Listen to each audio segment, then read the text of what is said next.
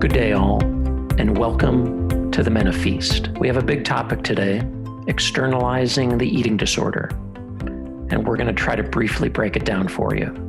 Externalizing the eating disorder refers to parents and caregivers effectively separating in their minds, words, and actions their loved ones from the illness, and parents and caregivers understanding and possibly showing that the illness, not the sufferer, is to blame for the challenges of life with an eating disorder. The concept here is that the eating disorder and the child are not one and the same. The eating disorder has taken over the child when it comes to issues of food, eating, shape, weight, and movement.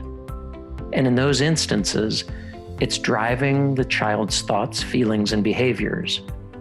The child seems to become a different person under the influence of the eating disorder as it attacks their physical and mental health. So we don't say the child wants to restrict, purge, or move compulsively. We say the eating disorder is an external force that makes them do this.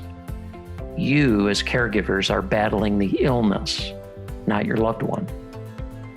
Externalization can help caregivers frame distressing behaviors such as resistance to refeeding, compensatory behaviors, lying, deception, swearing, and hurtful personal attacks as symptoms of the disease rather than willful behavior on the part of their loved one. Parents must know that their child is not in control of the disorder, and just as they did not choose to develop the disorder, they can't choose to stop the eating disordered behavior. Externalization strategy is borrowed from narrative therapy. A key principle of narrative therapy is that the person is not the problem. Instead, the problem is the problem. The problem is viewed as something with which the person is in relationship, not as something that is part of the person.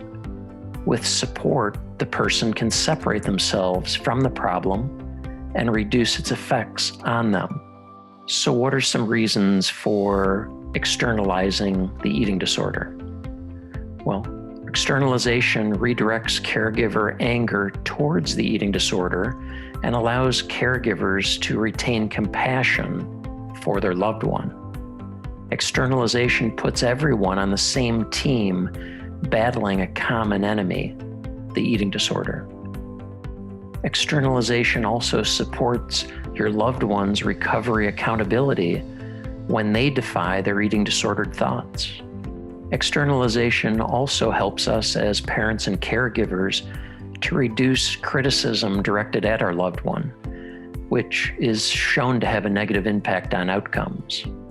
If externalizing the eating disorder is something that gives you pause and it impedes recovery efforts, there are alternatives. There's many. Let's just talk about a couple very briefly.